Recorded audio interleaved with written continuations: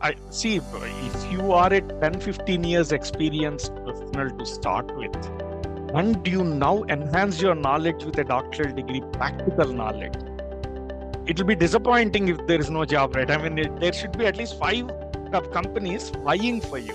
If you are a B with a couple of years of master's degree or BTech or master's, no work experience, most DBA programs don't accept. Okay. So you can do a PhD. Immersions are essentially designed for that in-person interaction, which is much more difficult to accomplish in a virtual environment. Okay, because of the busy life that these guys have more than anything. I mean, if I ask 5 people to come and stand and make the presentation, but they have something else. But here, 6 months in advance, they applied for leave. They come there, they're in the room, they can't get away anywhere. So they are hearing, and then suddenly, hey, you know what, something great is happening.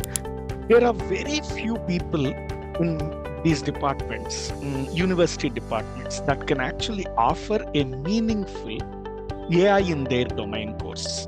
So AI in manufacturing, AI in healthcare, AI in supply chain. There are very, very few people who can do that. So, hi and welcome to College Vidya Masterclass podcast, sir. Thank you.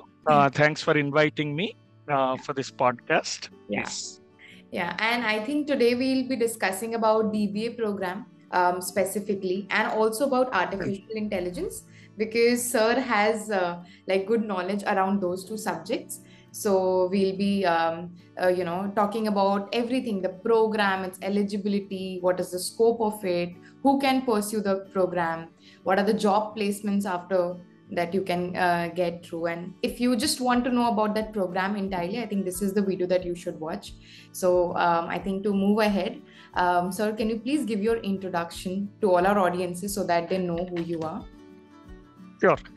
So I belong to Gen Q. I call it Gen Q because nowadays these guys youngsters are calling them Gen Z, Gen Alpha, Gen Beta, right? So I coined for myself to sound stylish, Gen Q, because in James Bond they have Agent Q who does cool things, right? So that's the generation. 88, 92, I did my bachelor's in those days it was called REC Trichy. Nowadays it's called NIT Trichy. Okay. Then I went to US to do my PhD in Carnegie Mellon University. Did my PhD there. 97, I was recruited by then DRDO head. Later he became President of India, Dr. Abdul Kalam, for working on a project on Agni missile. So I came back to India, worked on that project for a couple of years. Defense was never my main ambition, but not every day you get to work with a team of that stature, right? So came back, worked on that project. We developed a component called Radome, and it was commissioned. And then in around 2000, I started my educational entrepreneurial journey. And first 10 years, I was building technologies. I was actually working with enterprises in training, helping Indian IT industries to set up AI team, things like that. In 2010, I culminated all of this along with a friend of mine to found the International School of Engineering in Sophie in Hyderabad. Then we extended it to Bangalore. And in 2022, UpGrad acquired in Sophie. Currently in UpGrad, my role is managing 2 sets of programs. One doctorate program in DBA in AI, Gen AI, emerging technologies. And a master's program through their study abroad in computer science and AI and machine learning, healthcare, AI, machine learning. So master's and doctoral programs are what I'm handling. So that's my brief background. I teach AI. I conduct the research in AI. I have a few doctoral students who graduated and who are pursuing. And I also do consulting quite extensively with the industry. And yeah, that is basically what I am. Thank you. Quite an amazing journey, sir. Thank you. Thank you. Commendable, like what you have done entirely, and now what you are doing. I mean, teaching is one form of, sharing your knowledge. I Yeah, think and then in fact a bigger form of learning more. learning. So when I want to learn something, I start teaching it. So people ask tough questions, then you go back, refer, learn, and they say, "Oh, this is why it was it." Yeah, Then you sure, never forget your learning, exactly, basically. exactly. That's great. That's great. So first we'll start with talking about the DBA program, and then we'll move forward with the AI programs. So, sir, somebody who wants to pursue a DBA program, can you give us a introduction about that program also? What is a DBA program, and who can pursue? Right. So the university of the highest degree that a university can offer is called a doctoral program. It's the terminal degree, which means after that, there's nothing more that the university can do. You're done. You better get out of the university. Or you stay there and teach. Yeah. So traditionally, the highest degree was called Doctorate of Philosophy, PhD. Okay, that's what it stood for. Yeah. Doctorate of Philosophy. And normally, people who went until then had academic aspirations. If you want to work in industry, probably PhD was not really relevant. PhD was designed for people who wanted to conduct research, train next generation researchers. So if your goal is to become a scientist or a faculty member, you would do a PhD. Okay, so that was the most popular thing. Though it's called Doctor of Philosophy, any department only stuck with that. The Doctor of Philosophy in computer science doesn't make any sense, but it became popular. In recent times, academia realized that the doctoral program, the skills learned in the doctoral program, can be made relevant even in industry. Okay, so they needed to create other forms of terminal degrees that are not necessarily meant for people who want to continue in academia. Okay. Right. So one such form of doctoral program they created is called DBA, Doctorate of Business Administration. Yesterday I was counseling one person and he thought it was database administrator. No, that DBA is different. This is called Doctorate of Business Administration. So what universities' goal when they develop this is whatever research principles that are relevant to innovate in an industry, invent in an industry, we create leaders who can create that environment, that ecosystem in the industry. So one way to look at it is if your aspirations are primarily academic, you do PhD, scientific academic. If your aspirations are leadership, innovation, disruption, DBA is a more suitable program. Okay. But I think, sir, somebody who even wants to do a PhD can pursue a DBA program. I mean, what like you identified the difference between them. So you mean can someone do both PhD and DBA? Is that the question? Yeah, and also if PhD, even after doing a Doctorate of Business Administration program, a person can become a professor, right? He can research. Okay, yeah, that's a good question. So nowadays, DBA originally is designed for people who want to continue in industry, okay, and disrupt it, innovate. But because it started by industry, by academia, they had to fulfill one selfish goal of theirs. In business schools, it's very difficult to find very good faculty with real-world experience. If you don't have real-world experience, you can't be a great business faculty. Exactly. Okay. Even with research, pure research, you can be a great engineering faculty if you just do research, never worked for an industry. You can't be a very good business faculty if you never worked for industry. So some of the DBAs, their stated goal had become, look, I offer this to a person who is already working for industry and they do this DBA and then they come and join me as a professor. So the DBA stated goal is to help enterprise or an industry professional to transform into a faculty position, to move into a faculty position, DBA is seen as a bridge. So some DBAs are designed for that also. But here is the primary thing. Yeah.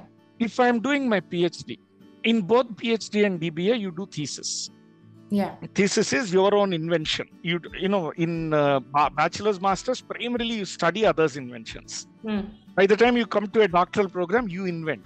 So in PhD, you can take a very scientific mathematical problem that may not have any worldly relevance. For example, my PhD thesis can be the perturbations that happened in the universe after the 4th nanosecond of the Big Bang. Right? Who really cares? We don't even know why anyone has to study what happened after the 4th nanosecond of Big Bang. Yeah. But it's beautiful physics. It's extraordinary mathematics. So in PhD, that's a good thesis because there's no real reason for me to figure out how to apply my work as long as I convince my committee that there is enough original math and physics in my thesis that I can create next generation scientists. Whereas in DBA, you can't take problems like that. You have to take a problem where a social economic impact has to be directly correlated to your thesis. Exactly. Right? So there are some fundamental differences. These are aimed at creating academicians. Yeah. These are aimed at transforming an enterprise leader into a thought leader and enable them to teach if they want or continue to lead enterprise if they want. So the thesis, the coursework, all are then structured accordingly. But the commonality is both are the terminal degrees, which means you get a doctor as a prefix for both. Yeah. So I have like two questions coming in my mind right now. One is that I really want to make it like clear for the audience that somebody who wants to pursue PhD can go for a DBA program instead of a PhD, a person can go for a DBA program, right? Okay. So here is the thing. If you are a B with a couple of years of master's degree or BTech or master's, no work experience, most DBA programs don't accept it. Okay. So you can do a PhD. Typically, PhD is designed for people like that. Typically, see, I went right after my BTech, I went for my PhD. Okay, so what you see is only scientific knowledge. Most DBAs, for example, my DBA that we designed, that emerging technology, we say minimum 10 years experience. Someone with outstanding credentials, we may give an exception, like they're an entrepreneur from 8th grade. Yes, of course, we'll take them. So if you have a certain amount of industry experience, now you want to do a doctorate program, then you have a choice of doing a PhD or a DBA. Okay. Right? Until then, you don't even have a choice of doing a DBA. Most colleges don't accept anyone with less than 5 years into DBA. We don't accept anyone with less than 10 years. So not everyone can do a DBA. So 10 years of work experience, right? Work experience, yes. After an undergrad, you have to have 10 years of work experience. So sir, please explain who can pursue this DBA program first? In my, which DBA? So different DBAs have different requirements. Okay. Most DBAs, minimum undergraduation will be needed. Some DBAs say 5 years of experience is good enough. Work experience. We say 10 years of work experience is good enough. So if someone comes out of college and wants to apply for a DBA, most likely we'll reject them. Okay. Why do you most likely? Are there chances of a graduate coming? Yeah, because Bill Gates, if he applies and he says, look, in my second year, I started Microsoft. Will you take me into DBA program? We'll jump with joy and take. So there is rules are there to provide some basic guideline.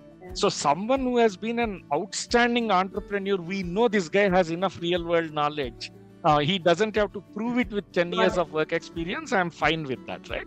That's why I'm putting most likely. Whereas undergrad, unfortunately, is mandatory. Even if you are a genius, even if you are Isaac Newton, you don't have an undergrad degree, I can't take you because universities are too bureaucratic to accept someone for a PhD, at least not honorary doctorate, but regular doctorate. You have to have a undergrad degree. So anyone with undergrad, with a certain years of experience, can go for DBA. Anyone with an undergrad can go for PhD.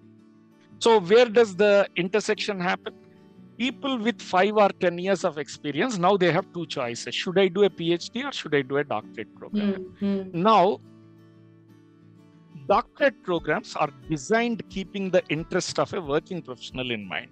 Yeah. So almost all of them, in fact, every doctoral DBA program that I know is designed as a part-time program. So it's a lot more suitable for a working professional. Yeah. Whereas PhD programs, very few are part-time. Very few. Most of them you have to spend full-time. So working professional directly has a negativity there, right? You can't resign because you have other responsibilities also. Yeah. Nowadays, there are part-time PhD programs and DBA programs. Now, there is a stiff competition. Which one should you choose? You have to look at the specific program to see whether it meets your requirement or not. Yeah. So that's part-time PhD for working professionals and DBA for working professionals. Now, typically DBA is designed for continuing an enterprise or taking an adjunct faculty. Part-time PhD is a lot more academic, so people pick between them. I think you cleared that. Some questions. Yeah. I think because see, there are a lot of people and entrepreneurs who just want the title of doctor in front of their names. So I think they can go for DBA programs if they have work experience and everything, and they don't want to just learn and just do the research and get if they particularly want to do it part-time, right? Because they are doing something else also. Yeah. And on this, can I take 2 to 3 minutes? On this question? You are absolutely right. In India, we approach education like an asset building activity. Okay. See, why did I do my bachelor's? My father told me, if you did BTech, your life will be set. I really didn't know what job I will do, whether my career it is aligned or not, or any of those things, Okay, it's like buying a land, buying gold. Not that I will wear ornaments with that, but rate will go up some. Yeah. Someday I will benefit from it. We approach education very correctly. So we are a middle class country, right? So that's one of the best possible ways for us to move up in the life's ladder. So we treat education with utmost deference. We don't ask questions. Why I am studying what I am studying. Even today, quite a few of the people who come for my DBA counseling, they tell me, I want to do DBA because, that doctor is good and I'm sure it will help me in my career. Right? What I strongly encourage people, you are now a working professional, right? You have experience.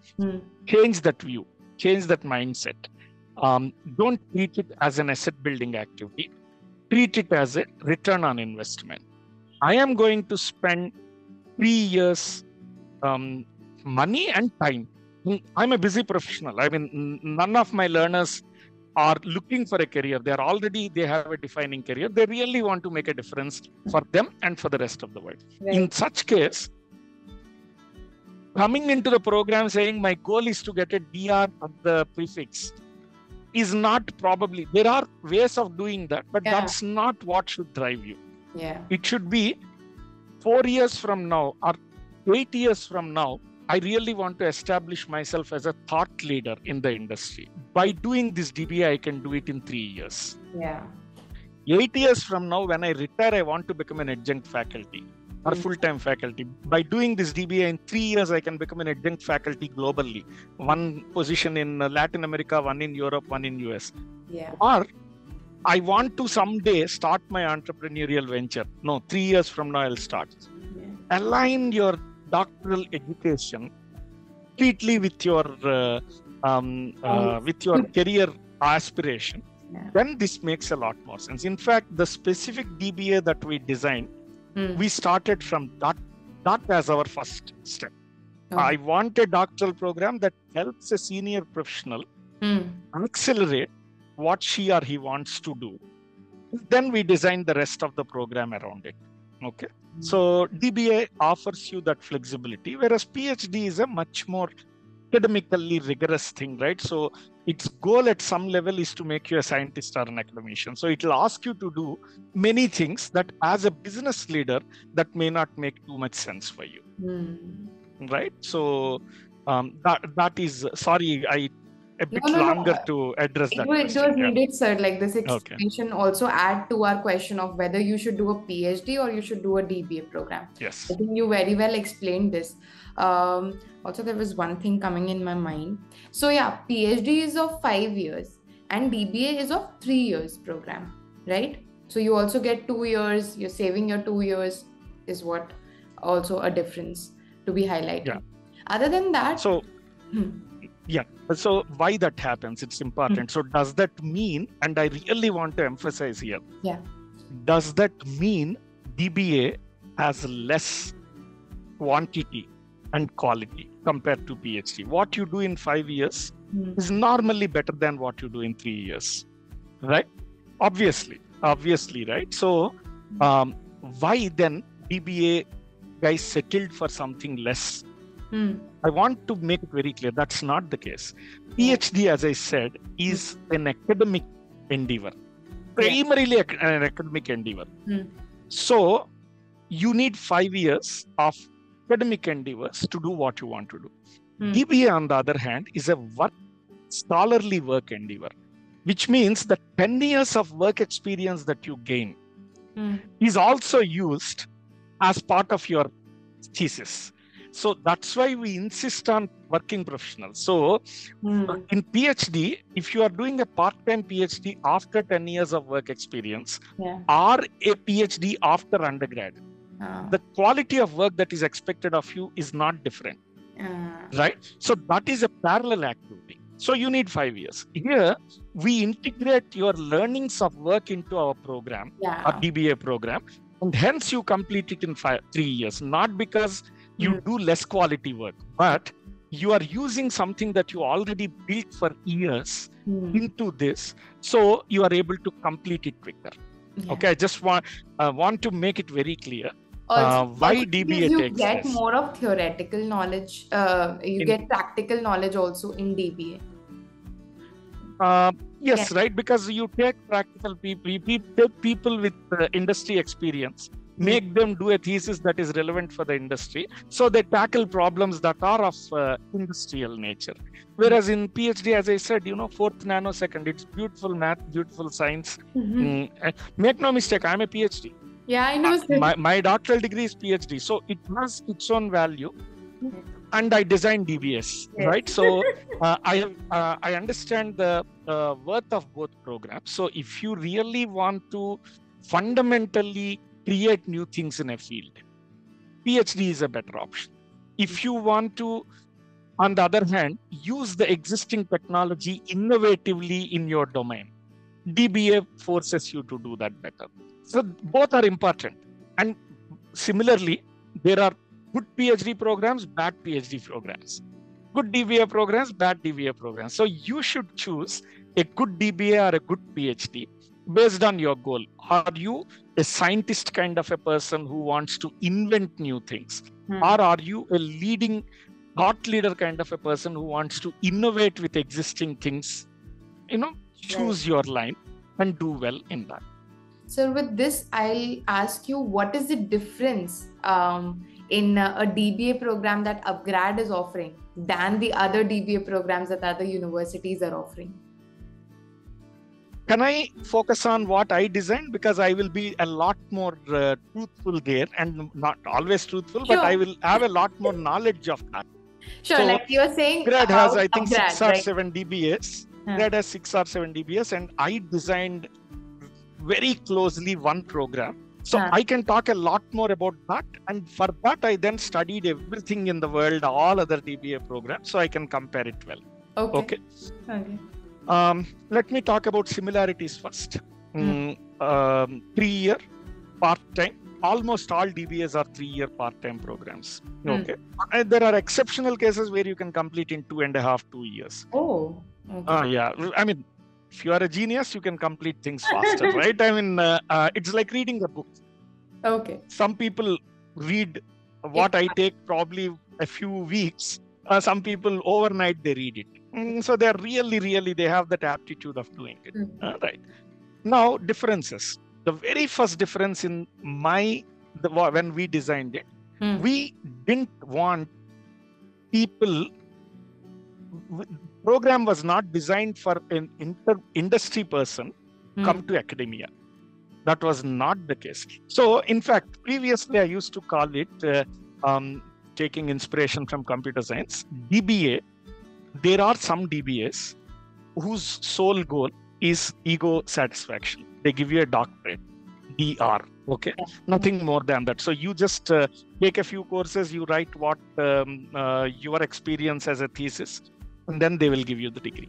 Let's call that DBA. Now, DBA Plus is where a university seriously educates, trains an industry veteran to become a faculty member.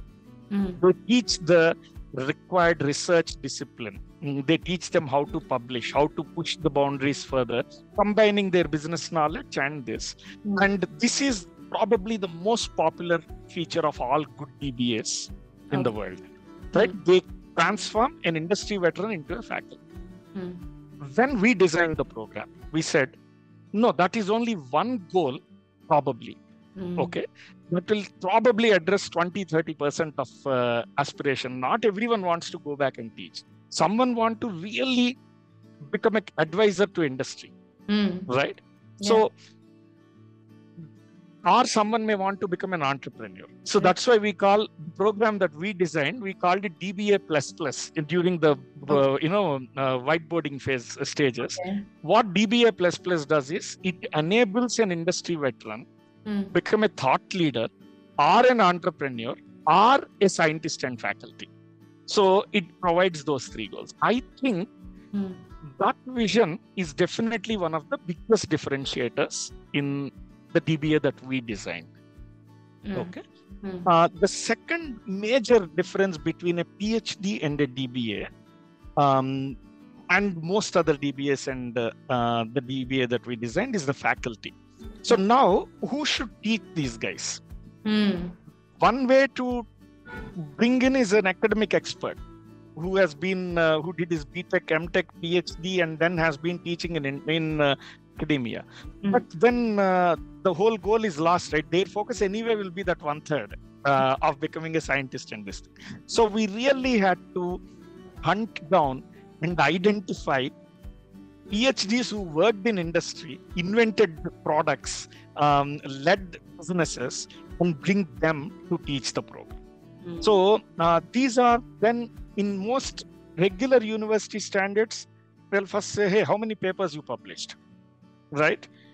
8, 7, 20. Some people have published 40, but university currency, your currency in university is the number of papers you published.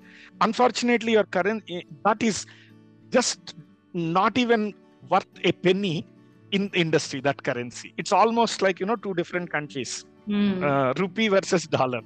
Currency here is number of publications, Google Scholar Index, H Index, there are some currency factors. In industry, people don't care. I mean, if I go and tell I published 8 papers, they say, yeah, big deal.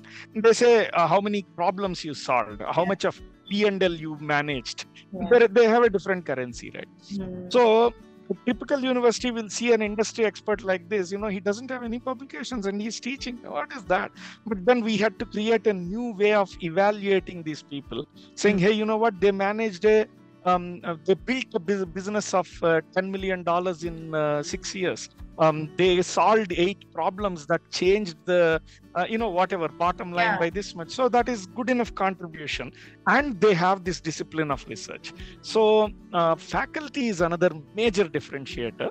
So the vision and as a corollary, the faculty are the primary differentiators between the DBA that we designed and the DBAs that we found elsewhere. Okay. Sir, The faculty there also are very good, by the way, but academic. Here it is the difference. Please go ahead. What I feel that DBA are the newer version of PhDs. Like if I take it in a way, like because advancement in technology, the industry development. Now we are more focused on the entrepreneurial journey. Like who is not an entrepreneur today? Like everybody wants to become an entrepreneur. They want to create something of their own. So I think this Is that right? No, I think there are many people who are very happy being a consultant. There are many people who want to be a teacher. I'm sure it can be one of the things. Yeah, But do try first. I think the entrepreneurial thing is in the blood of the entire country right now, is what is that right? I don't know. I thought, in fact, that's a news to me. I'll be very glad if that is a fact. But I thought only 5 to 10% of any generation at any point are truly entrepreneurial. I feel that this generation is completely entrepreneurial. Even after doing their jobs, I think. Sorry, Swikriti, to not believe you gullibly. Absolutely, at least my material evidence is against that. When I start talking to people, there are parents who bring their kids for engineering education. The first question they ask me is, which job will I get, sir? Will computer science give me 5,000 more than electronics and communication or mechanical? And parents, kids, everyone. And colleges boast that 98% of our students got job in the first version. How many colleges are advertising that 22% of our people started something or struggling on the road? No, right? So I think there is a lot more entrepreneurial blood. I don't want to go against whatever alpha. There's a lot of entrepreneurial, but still, what I'm saying is, can I treat that? And I want to be careful. I love DBA. I designed one, but even though this podcast is about familiarizing people about DBA, I am not saying PhD is irrelevant. Obviously, it is not. So it is not, DBA is not next gen PhD. DBA and PhD serve two different purposes. I think the world needs scientists and educators who don't care about entrepreneurship, who only care about inventions. And thought leaders who really care about social economic impact. Both of them need research foundations nowadays. And PhD scatters to one, good PhD scatter to one, good DBA scatter to the other. Okay. I think you which is majority, which is minority. I'm willing to learn. Yeah. I think you put that really clearly. Both of them are important. You just need to choose where you belong. Where your mindset is, attitude is. Yes. Completely. I think we should move on to the next questions. We got too much into the DBA and PhD debate. Yeah. Please go ahead. So, sir, eligibility also, I think we have discussed while we were talking about which one should we go for. I think the next question that I would ask you is about the specialization. What are some of the specialization in the online DBA program? Very good question. See, originally DBA, because it's called Doctorate of Business Administration, it started by business schools. Okay. So all the traditional business specializations like marketing, finance, various, strategy, leadership became DBA specializations. I designed this program where the specialization is emerging technologies, okay, with a focus on generative AI. So DBA now, because business leaders have to worry about technology, the world is not anymore that I will not learn technology, I will be just a business leader. No, it's not. I don't think it's even possible. So technology specialization is also very important. Yeah. So if you look at business today, what is expected of a leader? High level of strategy, some people, operational excellence, technology visionaries. I think those are some of the areas, and marketing nowadays is seeing a lot of growth, also digital, physical, planning that. So those are some of the specializations that people take. Think of it like this. You are a thought leader in a business. Yeah.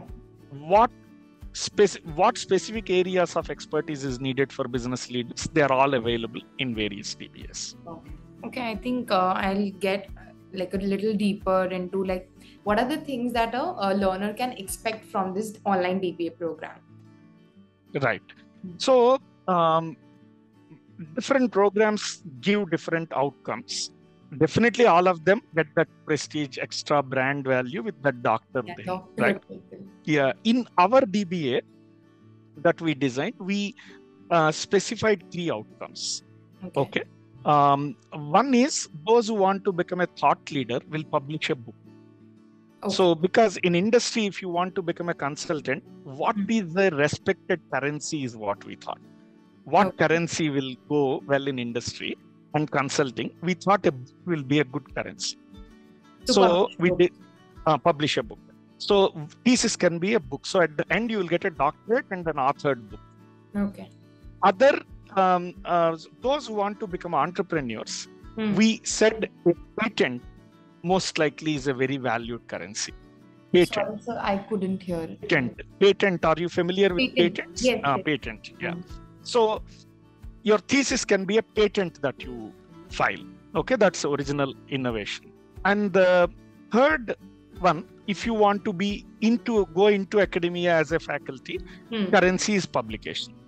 So in addition to doctorate, depending on your career goal, in our program, you either get a book or a print or a publication is the other thing that you can expect. And the third thing that goes like in any B school, a good DBA program gives you wonderful network, phenomenal network. Exactly. There is one example I want to take. Personal examples are allowed? Yeah. Can I take? Yeah. So my previous students, there is a huge $8 billion company. So the chief data officer of that chief digital officer of that company was a DBA student. Wow. Okay. And in the batch, he hired his chief platform officer and chief data scientist. So the cohort led the AI team, 3 of them. And then they came and said, what we learned in this course, we actually used to build a unified data platform, which our company thought is a remarkable achievement. So wonderful network. Yeah. Applied knowledge, as I said, is anyway there. Doctorate degree is anyway there. In our program, these 3 outcomes are also defined. And then a very powerful network, because everyone has the 10 years. We said for our program, 10 years work experience. But now the average experience in our program is around 21 years. So imagine a group of 40 people from 40 diverse industries of 20 years or more experience sitting in a class, bitching about the faculty because the homeworks are tough. You automatically get close, right? A network happens automatically, right? So in some way, good way or bad way, I'm actually facilitating it. So I'm happy about it. But I think those are some of the outcomes that you can expect. Okay, I think completely outstanding outcomes that you just mentioned.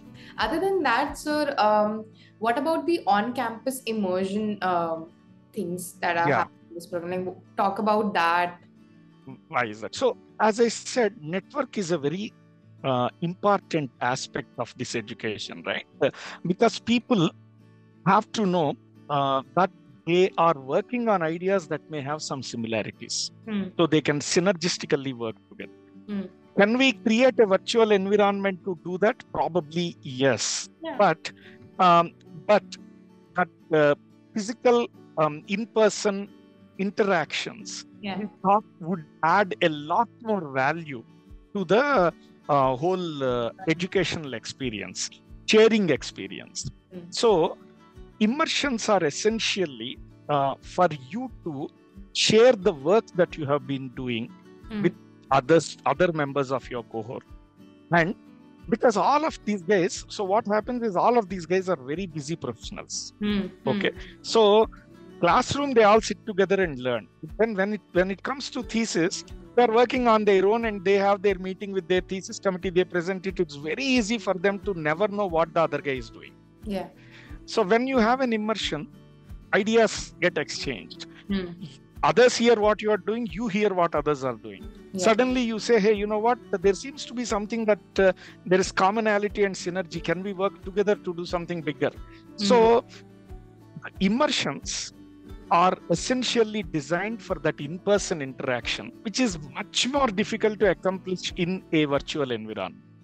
Okay, because of the busy life that these guys have more than anything. I mean, if I ask 5 people to come and stand and make the presentation, but they have something else. But here, 6 months in advance, they applied for leave.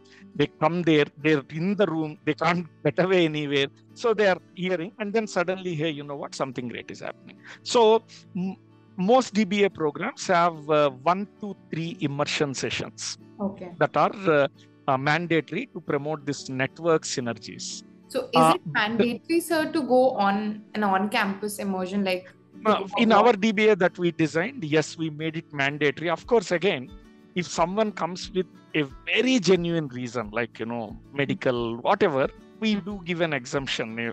It's not that. The idea is it's such an important ingredient of network quotient that we strongly encourage them to attend. Okay. But having said that, I don't think India and the US have this problem, but I think Middle East, if you have a degree that doesn't have an on-campus component, maybe it's not valid or something. I am also not very familiar with the rules there. So immersion then becomes a mandatory component of your education. Okay. So here, the person is obliged to go on an on-campus immersion, be it like he's doing it from any university, so any abroad university. So if he's not able to travel and so, then there is an exemption. I mean, if there is a genuine reason for not traveling because of whatever reasons, yes, we will give an exemption. Then they will have to join at that particular point, make the presentations online, etc.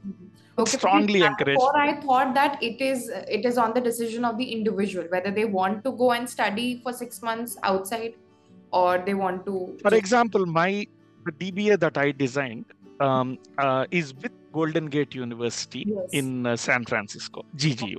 Now, one of the immersions, the last immersion, is in San Francisco in the university campus. Now, you are getting a degree from a university, being in that university for a week, interacting with the faculty, looking in and around. Is it mandatory academically? Maybe not. But is it part of a mandatory requirement for you to feel one with that university, feel proud of it? Of course, I think it's mandatory. So there is a soft factor also on why we insist on these immersion programs to be mandatory. Okay.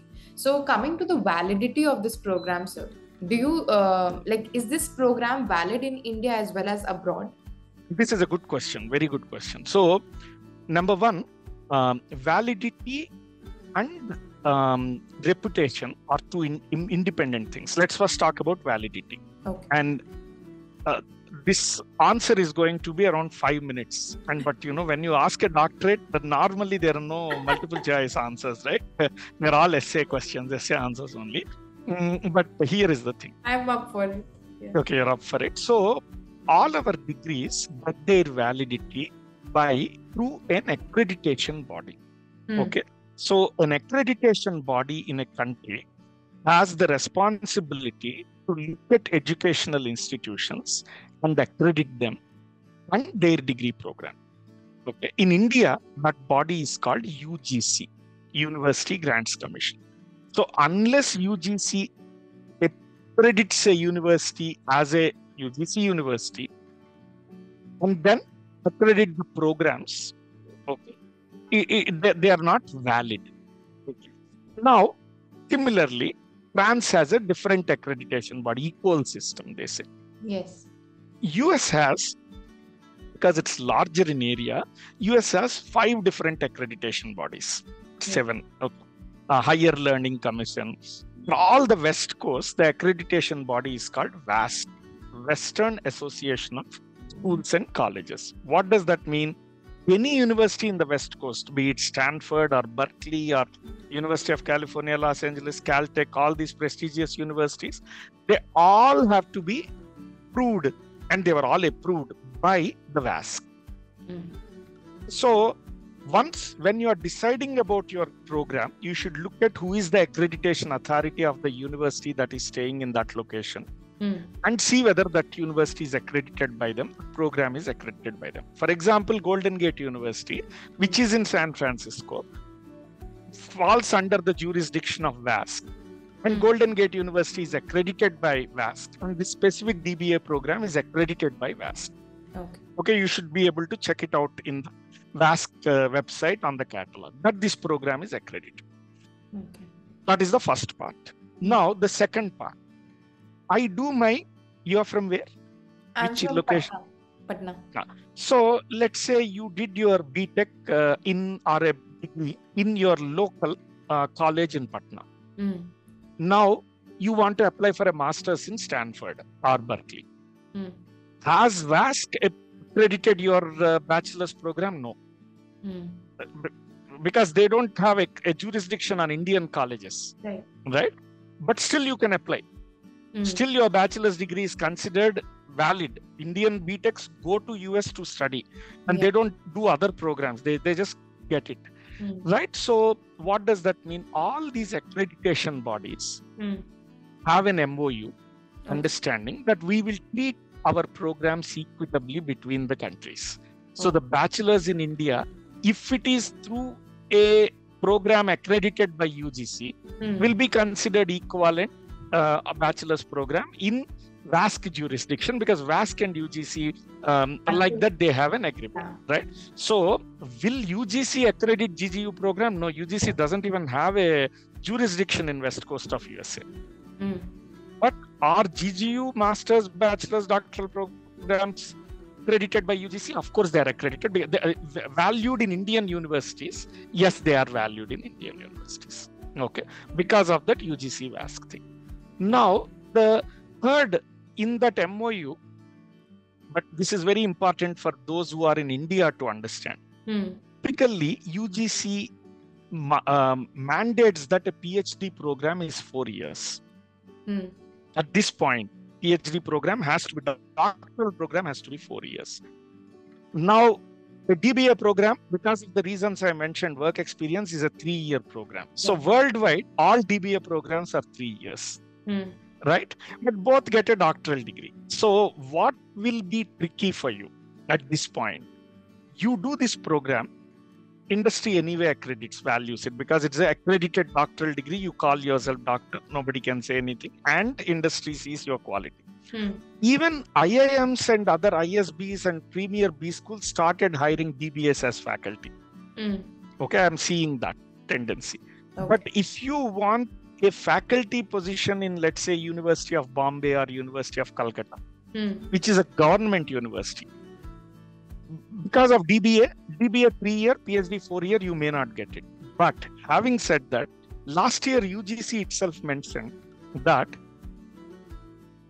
universities can hire people with industry experience directly as a faculty. UGC said there's no requirement for PhD.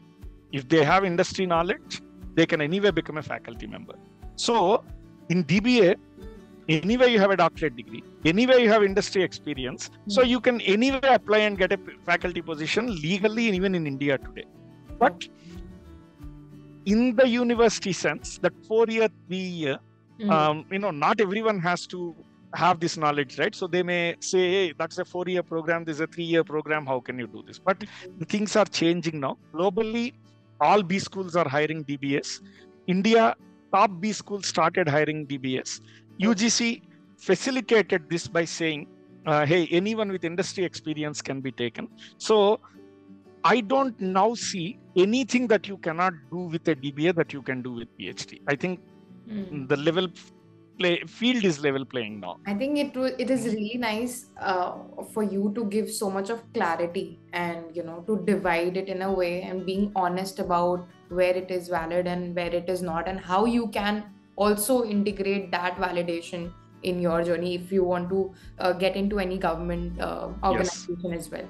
I think that's really nice. I think a lot of people do hide such things, such information, and just keep on, saying that that is a faculty thing, right? We can't hide. We have to teach everything we know.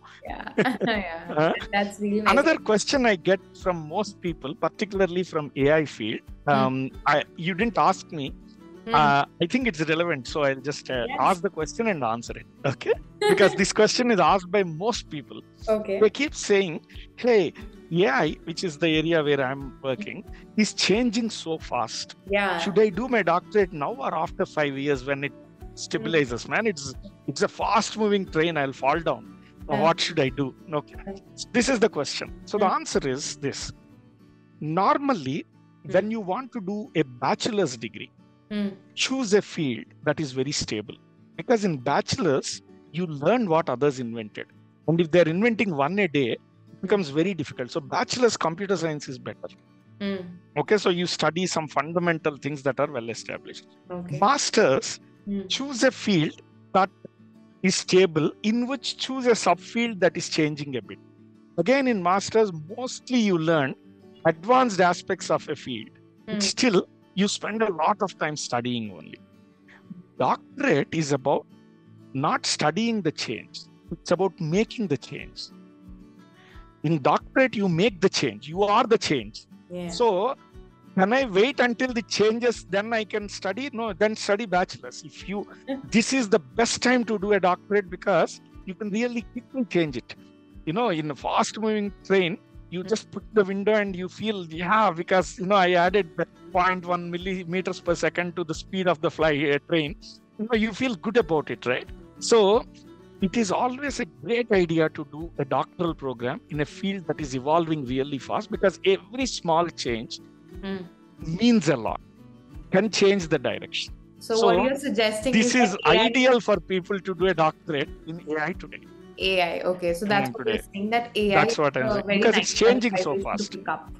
Yeah, it's changing so fast. It's a good time to change.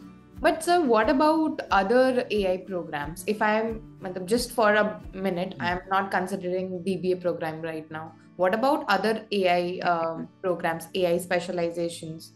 Are those programs also good enough to pursue even somebody who's an undergraduate right now? Yeah. So, see, things are changing, but I need to build systems still. Okay, the companies are building systems on a day-by-day basis. So there's a requirement for a lot of people who take what is there and build systems with that. That's why you need these certificate programs that the bachelor students are doing in AI, master's programs in AI, because there is a lot of need. So much has been invented. Companies haven't even scratched the surface. So it's important for these business guys to hire 5 people who can build their ideas into some tangible thing. So it's important. So it's like a very, in demand stream as well. And it has like really high scope because it's still developing. It's still. Exactly. That's why doctorate is also very exciting. Yeah. Quite exciting there. Okay. So what are some of the career opportunities that a learner can do after completing a DBA program? As I could think of, there are 3 major areas that I find exciting. Number 1, there are very few people in these departments, university departments, that can actually offer a meaningful AI in their domain course. So AI in manufacturing, AI in healthcare, AI in supply chain. There are very few people who can do that. Those who do it are researchers in that field. I was recently in a flight, I met a faculty from one of the top IIMs. She is a PhD in finance. Okay. And she said, we really are looking for some AI integration in the field. And when I talked to her for 15 minutes, maybe it was my issue, but I was surprised that, oh my God, how come they don't know even this? But I don't know anything about finance. Yeah. But because AI is changing finance is not changing AI. Yeah. Probably I have a bigger right to think like that. But there's a lot of demand. So one very interesting thing where you get immediate ROI is do this DBA, and before the second year, create a curriculum that combines your business experience, your work experience of 10 years, and whatever AI you learn, create a course, and globally you can become an adjunct faculty. And it pays really well along with your job. Okay. So colleges are now paying $100 to $200 an hour for teaching a course. And there is a strong demand for faculty with that. So if you teach 4 hours a week, that is $400 or $600. In a month, $2,400. In a year, $30,000. So you got your money back in 1 year, right? Whatever you invested. And this level of 10, 15 years, it's not money that excites. In 3 years, you have a team of researchers, students, and you built a brand for yourself. You're contributing to the field. So just that, I think, is a very exciting opportunity, particularly for doctorates in technology, AI, in other fields also. The second thing that I think entrepreneurs entrepreneurs need to be doctorates? I don't think so. Okay, obviously, great entrepreneurs are not. But do people the right hands of entrepreneurs, do they need to have that research, innovation, doctoral mentality? I think so. I seriously think so, because doctorate programs gives you the courage to innovate and systematic communication and thinking, because you publish papers, etc. And really fearless approach to technology. Hey, I can understand if I study. So those who have entrepreneurial goals, I think, will benefit substantially by doing a DBA and aligning their thesis with their enterprise goal. Third, advisors, thought leaders. So I now want, every bank in India now wants to see how they can use AI. Every manufacturing company wants to see how they can use AI. Every hospital wants to see how they can use AI. So if I am a doctor and I did my DBA in one of these fields, marketing, AI, I talk more about AI because that's what I do. Then you can apply it to anything else. Then it's that much more easier for me to talk to another doctor who understands, if I'm a hospital, to talk to a doctor who understands AI than to talk to an MBA who understands AI to solve my problem, right? So because they know my day-to-day hurdles, right? So they can I can relate the solution, problem, everything much more clearly. So advisors, entrepreneurs, faculty, scientists, these are some of the things that you should seriously look at if you are doing a doctoral program. I think there are only 2 questions left, sir. 13th and 14th, what are some of the designations one can get after this program? I think we addressed that, right? Yeah.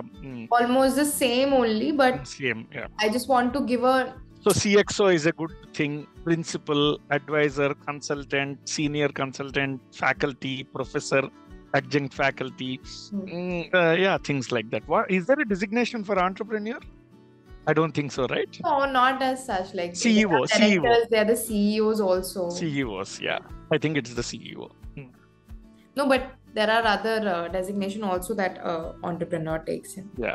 So what other than that? What are some of the other designations? I thought we listed a bunch of them now, right? CXO is a good one. Okay. Consultant, advisor, principal is another segment of things. Associate professor, assistant professor, adjunct professor, honors professor, those are the third thing. Scientist, senior scientist, those are the, so these are the 4 domains in which the designations are plenty. I mean, yeah. Okay. And I think I also wanted to ask, I think that you answered. Can you get a job after completing this DBA program in India? I think we answered that. So, see, for me... So keep it short and just, if you can answer. Yeah, I think, see, if you are a 10-15 years experienced professional to start with, and you now enhance your knowledge with a doctoral degree, practical knowledge, it will be disappointing if there is no job, right? I mean, there should be at least 5 companies vying for you. I want to hire you, come in, right? I mean, so you mean that there is a lot of job opportunity? Yeah, of course. I mean, I hope that thought leaders have a lot of opportunities, right? Also, additionally, for the government job, it's a little tricky when you do a DBA, but it's not like it's not possible. Exactly. See, the point is you are looking at 10 years experience, right? Are there any government jobs for people who already worked elsewhere for 10 years? I think by then age bar or something happens, right? Yeah. I don't know. So there are other things that have to be considered, but think of it this way. In my field, I will be in the top 10. Yeah. Will I have a job? Of course, I will have a job. I mean, if whatever field I am in, Okay, I will be in that. So DBA is about excelling in your field with specialized knowledge. So that opens up a new window of opportunities. I think there is just one question. I think I left it. I'll put it in the. You don't want to end it. No, I do want to end it. What's the time? It's 11:33. Just one last question. I think, I did not ask you this. What research opportunities available for a learner with a DBA program, and how is UpGrad, will be helping them with the research endeavors? Right. So in normally DBA programs, and particularly in UpGrad, 66% of your time is spent in research and pieces, 33% in classwork. No. So every student has to spend 2 years doing research. In the program that we designed, we support it in 2 ways. One, there is a thesis committee that meets periodically to evaluate the work. Okay. Then there is another thing, thesis support workshops. So what we did is, this is a fairly innovative thing. If you have to write a book or write a paper, writing a 200-page book can be overwhelming, however good you are. Yeah. So we divided that into 50 pieces. Okay. Of 5 pages each. And we meet during second and third year 50 times or 40 times and we tackle 5 to 10 pages at a time. Well, let us look at all the other papers in this field, summarize them. Okay, there'll be a 6 to 8 page summary. Let us interview the top 5 people in this field, summarize those interviews. Let us look at products in this, and let us now come up with 5 gaps that we identified. So periodically, they will build step by step. So the kind of research that DBA offers is leadership innovations in disruptions that they can bring into their business. How to think systematically to disrupt something, to do something that has never been done, or do something that is very differently. Those are the kind of thesis that people normally write in a DBA. And sir, what is an average fee structure for doing this program? I think UpGrad DBAs vary anywhere between 10 lakhs to 20 lakhs. Our program, I think, is 15 lakhs, the AI Emerging Technology Program. For international audience, it will be a bit higher. On the other hand, a US DBA normally is around $80,000 to $120,000. That's around 60 lakhs to 1 crore. A very expensive proposition for 3 years. One of the things that obviously UpGrad wants is to make the education affordable. Even for middle class, 1 crore on education sounds crazy, right? I mean, for most people, yeah. So we really are working hard by using technology, using faculty appropriately, and doing this to bring down the cost to 10 to 20 lakhs for 3-year program. Yeah. So it comes to our program, for example, is 5 lakhs per year roughly, right? So for most leaders of that age group, we believe it's very affordable. After the scholarships and everything, they get to that level. Okay, I think with that, we are done with the podcast. I think it was great, sir. Your valuable insights plus the effort and the way that you conducted the entire session was great. I mean, thank you. Thank you. Had a lot of examples. So thank you so much. And if anybody wants to connect with sir, I would put down your LinkedIn link and they can connect with you as well. Of course. Thank you, Svikruti. Thank you. Wonderful. Thanks for asking the right questions pleasantly.